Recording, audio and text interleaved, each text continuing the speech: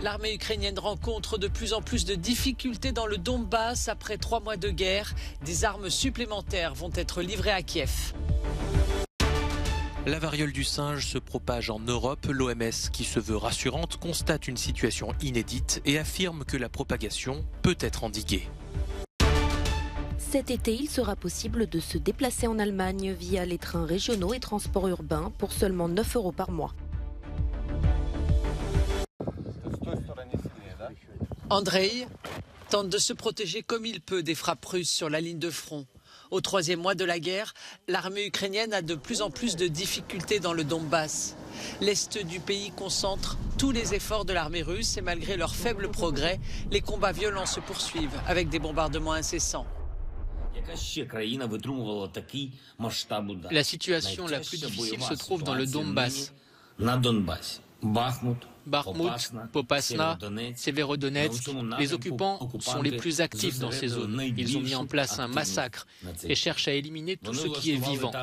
Personne n'a détruit le Donbass comme les troupes russes le font maintenant.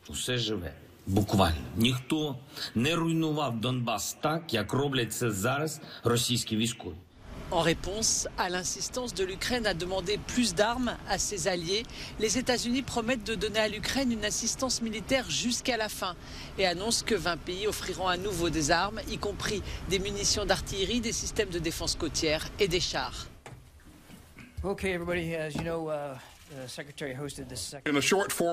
Dans les 4 semaines à peine qui se sont écoulées depuis que le groupe de contact s'est réuni à Ramstein, l'élan des dons et des livraisons a été remarquable.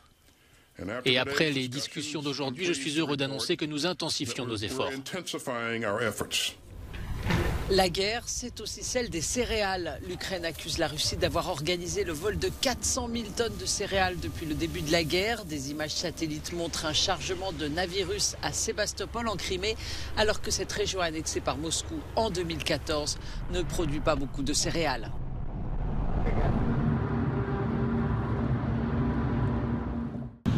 Je n'ai jamais eu aussi honte de mon pays. C'est avec ces mots fracassants que Boris Bondarev, un diplomate russe, a fait part de sa démission. Dans une lettre rendue publique, ce conseiller auprès de la représentation permanente russe de l'ONU à Genève dit ouvertement son opposition à la guerre en Ukraine. Ce n'est pas seulement un crime contre le peuple ukrainien, écrit-il, mais aussi peut-être le crime le plus grave contre le peuple russe, car il anéantit tous nos espoirs et perspectives d'une société libre et prospère dans notre pays. Fin de citation. Il n'est pas le premier diplomate russe à démissionner en raison de cette guerre, mais il est sans doute le seul à l'exprimer aussi fort, un geste courageux, estiment plusieurs ambassadeurs. Pour l'ONG UN Watch, qui révèle l'affaire, c'est un exemple à suivre et d'appeler les États-Unis, le Royaume-Uni et l'Union européenne à offrir protection et sécurité financière pour encourager d'autres diplomates russes à faire défection. La Maison des crimes de guerre russe a ouvert ses portes à Davos pour le Forum économique mondial. L'exposition se tient au sein de la Maison russe qui accueille traditionnellement la délégation de Moscou. Celle-ci n'a pas été confiée au Forum cette année. À l'intérieur, une exposition recense les atrocités commises par les troupes de Moscou depuis le début de l'invasion, notamment le massacre de civils à Boutcha. Après la Seconde Guerre mondiale, il y a eu un tribunal de guerre sur le nazisme. Il doit y en avoir un maintenant sur les crimes commis par la Russie. Si cela ne se produit pas, il ne pourra pas y avoir de justice. Et nous ne pourrons pas tenter de mettre un terme aux atrocités qui se sont produites et qui se produisent malheureusement encore sur le territoire de l'Ukraine et qui sont perpétrées par des agresseurs russes, des occupants russes. Plusieurs représentants ukrainiens sont présents pour témoigner des horreurs subies par les civils. Objectif, convaincre les élites occidentales d'accélérer leurs mesures de soutien à l'Ukraine et les sanctions contre la Russie. Nous avons reçu beaucoup de témoignages de nos citoyens. Nous les rassemblons parmi d'autres grâce à notre plateforme appelée Stop Russian Aggression. Donc quand nous voyons des signes d'action, d'atrocité qui doivent faire l'objet d'une enquête par les forces de l'ordre, nous transférons immédiatement ces matériaux aux autorités compétentes. Il n'existe aucun bilan global des victimes civiles du conflit, mais ce chiffre pourrait être très élevé. Les autorités ukrainiennes estiment par exemple que 20 000 personnes sont mortes dans la seule ville de Mariupol. L'Espagne compte une trentaine de cas de la variole du singe, un virus qui serait apparu dans ce sauna de la capitale, Madrid.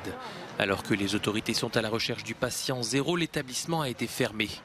Les symptômes recouvrent fièvre, mal de tête, douleurs musculaires, mal de dos, ganglions lymphatiques enflés, frissons et fatigue. Des éruptions cutanées peuvent survenir, passer par différentes phases avant de former une croûte et de tomber. La maladie peut être transmise par contact rapproché avec une personne infectée ou avec des objets qu'elle a utilisés comme des vêtements, de la literie ou des ustensiles. Mais selon les autorités sanitaires européennes, le risque de contagion est très faible dans la population générale, mais élevé chez les personnes ayant plusieurs partenaires sexuels. Par ailleurs, la maladie se guérit généralement d'elle-même. L'OMS se veut rassurante.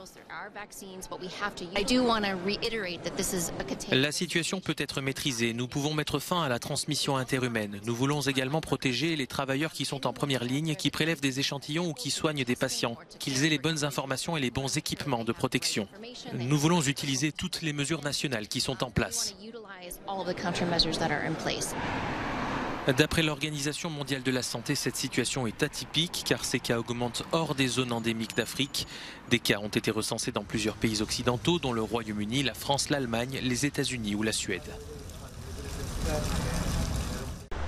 L'état de droit en Hongrie s'est détérioré l'année dernière. C'est le constat dressé par la Commission européenne. Elle insiste en particulier sur la question des personnes LGBT et des écoutes téléphoniques de journalistes et d'hommes d'affaires proches de l'opposition. Le gouvernement populiste du Premier ministre hongrois Viktor Orbán a fait l'objet lundi d'une audition par le Conseil, l'institution qui représente les États membres. L'Union a lancé il y a 4 ans une procédure contre Budapest au nom de l'article 7 du traité de Lisbonne qui défend les valeurs fondamentales, mais sans réel résultat jusqu'à maintenant. La Hongrie reste donc sur ses positions. Le message le plus important, c'est que le 3 avril, les Hongrois ont choisi. Les gens suivent aussi les affaires européennes et leur réponse à la procédure de l'article 7 et qu'ils soutiennent la politique du gouvernement hongrois sur l'Europe et sur toutes les questions liées à l'état de droit. Ils savent que ce que le gouvernement conservateur nationaliste fait est bien pour le peuple hongrois et un mandat de plus de 3 millions d'électeurs écrase tout et donne les bonnes réponses à tout. Les pays scandinaves et les Pays-Bas sont les plus critiques contre Budapest sur la question de la démocratie et des valeurs fondamentales. Le Danemark dénonce l'atmosphère politique qui précédait les élections législatives. Mais la procédure de l'article 7 ne devrait pas entraîner prochainement de sanctions ou de compromis avec Budapest. Au cours des 4 dernières années, ces auditions ont pratiquement débouché sur rien. Je ne dirais pas qu'elles sont inutiles, parce qu'elles sont toujours utilisées comme un levier ou un moyen de pression sur les gouvernements de l'Union européenne, que ce soit pour la Hongrie ou pour la Pologne. Toutefois, la Commission européenne a lancé pour la première fois la procédure de conditionnalité sur l'état de droit contre Budapest. Ce mécanisme permet de suspendre les fonds européens en cas de violation des valeurs fondamentales. Mais dans le même temps, la diplomatie européenne dépend aussi du bon vouloir du gouvernement hongrois. Il faut l'unanimité des 27 pour adopter le dernier train de sanctions contre la Russie. Et jusqu'à maintenant, la Hongrie s'oppose à un embargo sur le pétrole russe. Il sera bientôt possible de se déplacer en Allemagne pour seulement 9 € par mois. L'initiative effective au 1er juin vise à inciter les voyageurs à privilégier les transports en commun. Selon le porte-parole de la Deutsche Bahn, l'entreprise ferroviaire publique, 50 000 abonnements ont déjà été vendus, quelques heures à peine après la disponibilité de l'offre en ligne. Oui, je vais l'acheter. C'est vraiment moins cher de voyager dans tout le pays avec la Deutsche Bahn de cette façon, même si cela prend plus de temps. Cela vaut vraiment la peine. Je fais les trajets en voiture, mais je vais changer. Cette mesure intervient alors que le pays cherche à diminuer sa dépendance aux hydrocarbures russes et que de nombreux Allemands sont confrontés à la hausse des prix du carburant. De reproches ressort toutefois la mise en place de cette offre uniquement cet été et la vétusté des infrastructures ferroviaires qui pourraient encore plus pâtir de la forte affluence attendue. Je pense que cela arrive au mauvais moment. Cela aurait plus de sens en hiver. En été, beaucoup de gens ne peuvent pas l'utiliser autant. Les trains en direction de la mer Baltique au départ de Berlin sont déjà bondés en été. Les toilettes vont être pleines et ça va être désagréable. Le gouvernement s'est engagé à compenser les pertes subies par les compagnies de bus et trains à hauteur de 2,5 milliards d'euros au minimum. si l'offre ne concerne pas les transports à grande vitesse. Elle pourrait attirer de nombreux voyageurs de tous les âges et nationalités, car les touristes peuvent aussi y avoir accès.